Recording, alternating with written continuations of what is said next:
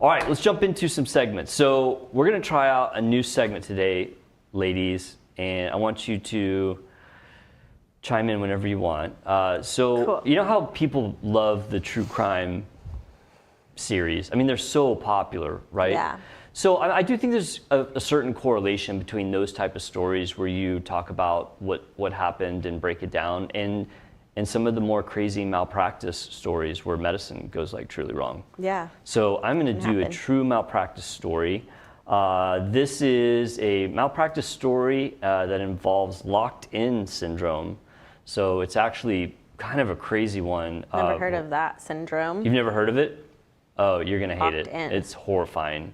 It's like terrible. And all this information that I'm going to tell you was got from either news articles about this incident or court documents. Some of the things are not clear, and I'll chime in what I think may have happened, but I'll definitely say that whenever that it's not something I know 100%. So, all right, so imagine if you were awake and aware, but you were unable to move, speak, or even breathe on your own. And imagine that was caused by like a simple mistake. Ugh. That would be pretty horrid, right? Is it usually caused by like anesthesia issues? No, not normally. We'll go over that, but that's a good question. So this is a story of George Nissen. I have a picture of George Nissen. He was a police officer in Illinois in one of the little suburbs that's right outside Chicago. And so in February 2005, George was on duty, and he got called to a local bar where there was a disturbance. And so he gets there, gets out of the car, a fight breaks out, he tries to intervene, he gets thrown over the hood of a car. Mm-hmm. And when he comes over the other side of the hood, he comes down awkwardly and he hits his head on the ground, okay? So he gets right back up, he feels fine, obviously he's got a bump on his head or whatever, but he was conscious and felt like I'm okay. So he finishes his shift, he goes home, and later that night, I think late into the middle of the night, he starts to have these symptoms, and he developed left-sided weakness, and he couldn't stand, he couldn't walk, he was starting to get confused, and obviously some medical emergency was happening. And right. So at this point, looking through all the information, it didn't say exactly what happened, but I can tell you with very good accuracy what most likely happened to George at that point. He most likely had a subdural hematoma, which is a type of brain bleed that is very, very common with head trauma. And the thing about subdural hematomas is they're slow to develop symptoms. Mm-hmm. There are certain types of brain bleeds that act like instantaneously, like epidural hematomas.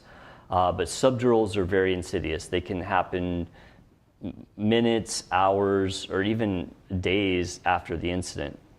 And so that's probably what happened. I think I have a photo of what that subdural hematoma looks like. Yeah, throw it right up there. So if you look there, you can see the brain, and there's a layer of protective coverings over the brain, the outside being the dura mater, the middle layer being the arachnoid mater, and the most inner layer being the pia mater. And so subdural hematomas happen between the dura mater, which is the really tough layer on the very outside of the brain, and that middle arachnoid mater. And it usually happens due to trauma where like a little vein gets torn. And because it's a vein, it just is like a slow accumulation of blood. Okay. And so that's why, that would explain very easily why he, when he hit his head, he jumped up and he said, I'm fine. And then he didn't have symptoms for 10 or 12 hours. So those symptoms he had are indicative of a stroke, right? Mm-hmm. Left-sided weakness, can't speak. So obviously his family realized that this is a medical emergency. They call, 911. He's rushed to University of Illinois Chicago Medical Center. And basically he went to the OR pretty rapidly after he arrived, and he got his scans. And what they did is they evacuated this blood that was on his brain, mm-hmm. Which again would indicate that he had a brain bleed and hematoma. And so what that does is, as the blood accumulates in those layers, it starts to push on the brain, and it starts to affect how it works, right? That's how the symptoms come about. And so to to fix that, you need to get that blood out and make sure there's no bleeding. So that's a very common neurosurgery procedure for people who have had head trauma. And as is kind of standard with these procedures, they put in what's called a external ventricular drain. So what that is basically a drain that's in the ventricles or the spaces of the brain that can do two things. One, if the brain starts to accumulate too much cerebral spinal fluid, which is the fluid that's around your brain and spinal cord, it can pull that fluid out to relieve pressure. And also that drain allows you to monitor the intracranial pressure, which is very important because when you have head trauma, things start to get out of whack. Like your body sometimes can't clear the cerebral spinal fluid, and it can build up, and the whole process can start over, but from a different reason than the bleeding. So they drain the brain, or they drain the blood on his brain. They put in the extraventricular drain, or EVD, and he goes to the ICU. So everything seems to be kind of on track here for he's going to make a recovery. And 9 days later, they decided that, okay, we want to try and get this drain out, right? Because you don't want to leave that extraventricular drain in forever. So what they do is they will clamp that drain and see if the brain can clear the cerebral spinal fluid on its own without extra pressure building up, right? And if they can, then they say, okay, well, the brain's back to normal and we can pull this drain. It's just the next step to kind of, recovery from a head trauma. But when you clamp that extraventricular drain, it becomes insanely critical to monitor the patient because that drain is how you actually measure the intracranial pressure. The drain's hooked up to a monitor, right? And so that drain, when it's active, is giving you a pressure level for the brain, and it's basically telling you, okay, there's not so much pressure in there that there's a problem. But once that drain is clamped, then you no longer have that reading on the monitor, and then you have to go by secondary signs such as vital signs, neurochecks, and things like that. So it's a very critical part of the ICU care for a head trauma patient when that EV drain gets clamped. So this is all per the reports in the news and in the court documents. So Officer Nissen was handed off to a nurse, when there's a shift change, right? So, nurses work shifts. And so when she was handed off, a couple of things happened that were problematic. One, he was handed off to an agency nurse. So what that means is there's like staff nurses in the hospital that work there and have certain skill sets, and they're there all the time. But when the hospital has to fill the gaps, they'll hire agency nurses, which are nurses that don't necessarily work in one place all the time. They may have different skill sets, and they're not used to the center where they're at. Yeah. Because they just may work there for a couple of days, and then they move on to somewhere else. Right. And so it's not as kind of a consistent of care. So he was given to an agency nurse, and per the reports, she was not told about the extraventricular drain being clamped. Oh. Right. That's important. Yeah, and that's a very, very critical oversight. So from there, disaster kind of struck. So over the night, the shift occurred at the evening, and over the night, his intracranial pressure began to rise, and the nurse did not do any neurochecks. The nurse did not check the EVD to take a new pressure. And so what basically happened to him is the pressure built up in the ventricles of his brain, and it pushed his brain downward. And what happened is his brain ended up pushing on his brain stem, which is the base of the brain, which controls a lot of the very critical functions of our body, because the main bulk of our brain is like cerebral cortex for higher level thinking and consciousness and all that. But the more important functions to keep you alive are in the brain stem. So as that pressure built up on the brain stem, it ended up herniating through the foramen magnum, which is the hole in the base of the skull where the spinal cord exits. And so I can show you a picture of what that looks like. And in this next picture, it's showing an actual subdural hematoma causing the brainstem herniation. Now his was caused by the thinking is it caused by interventricular buildup, but the end result is the same. At the bottom of the picture, you see the blue colored ovals, one on each side. That's the brain stem. And you see the brain, the white matter pushing on the brain stem, and then that blue part starts to go through that hole in the base of the skull, like where the spinal cord is. You can see the spinal cord coming down. Right.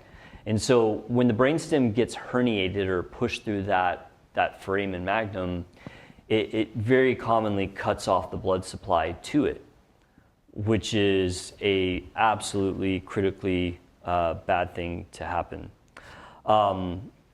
So eventually they kind of figured out that something was going on with him, but at that point it was kind of too late to avert disaster.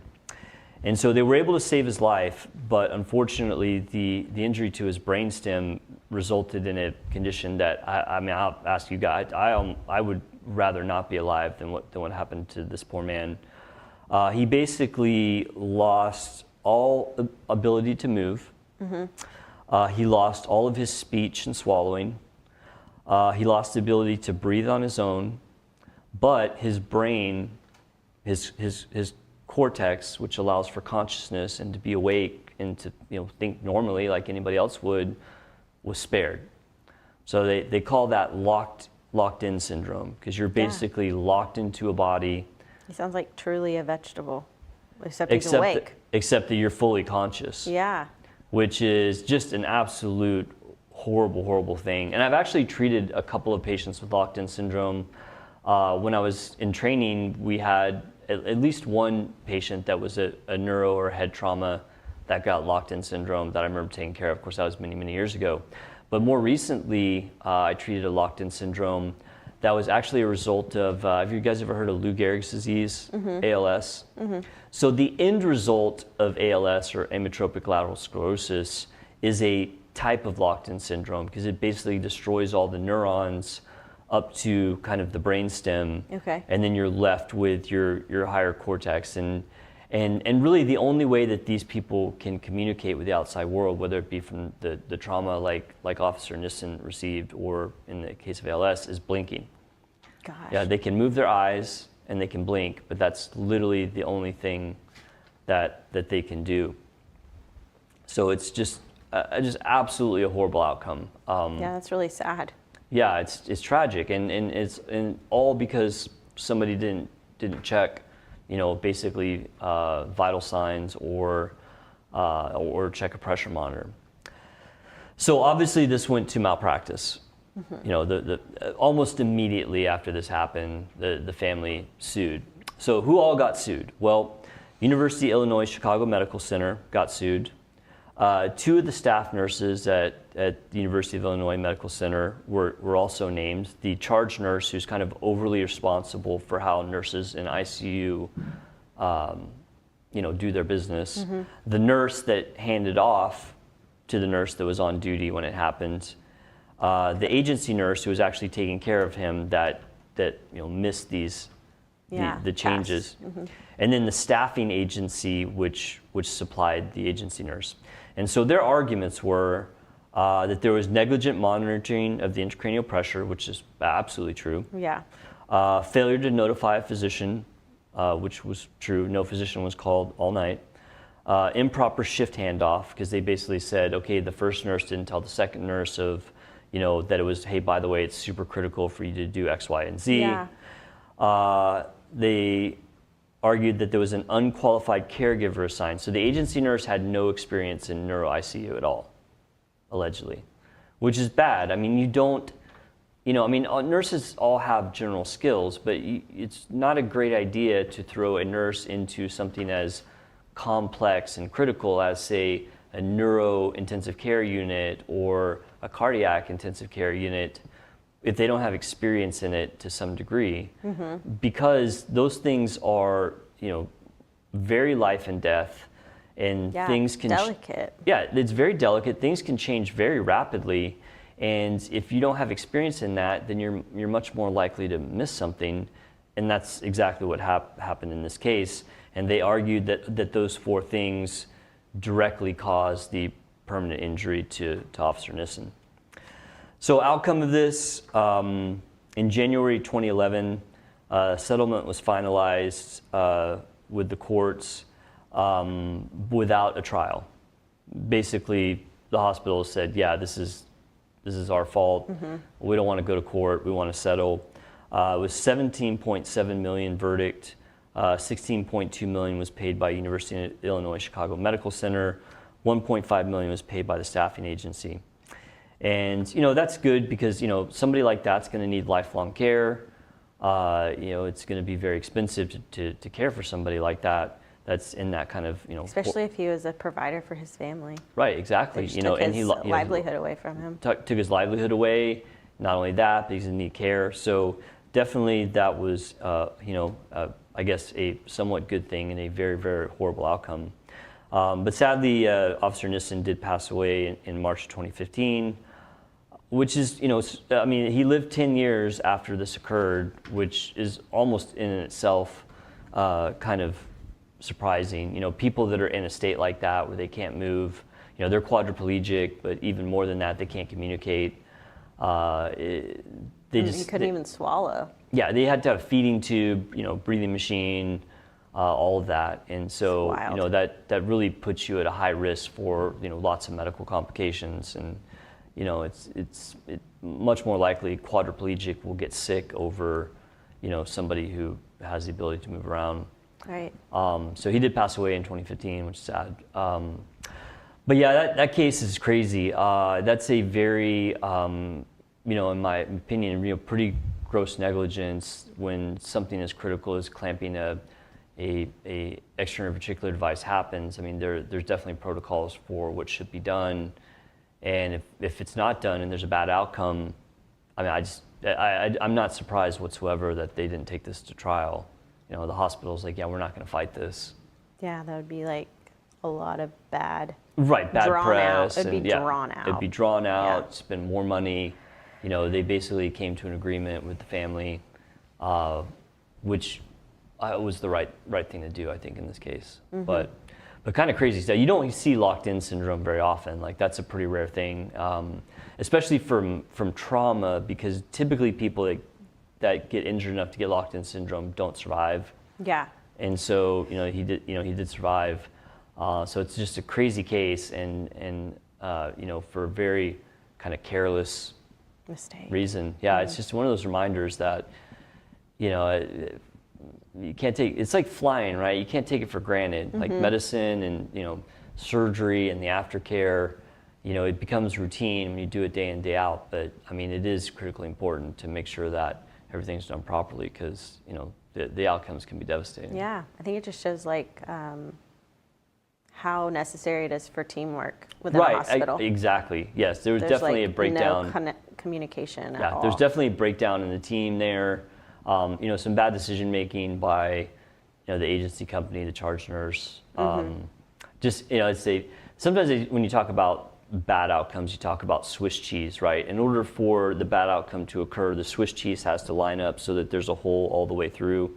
And it's like, okay, well, maybe it's okay, it was an agency nurse if they had told her that, hey, you have to watch this drain very closely, right? Or, if the charge nurse had told the nurse to make sure that the agency nurse was, so there was a lot of things that had to line up for this really bad outcome to happen, and it just all lined up. Yeah. Or because maybe in a different scenario, the pressure doesn't build up and they do all these things, or they fail to do all of these things, but there's no bad outcome. Right. Right? It's like everything lined up, the Swiss cheese lined up, and then there's just this pathway to this horrible outcome. So, yeah. But that's I don't know. Sad. It's one of those things that makes you just think you got to be careful in this business and be on top of it.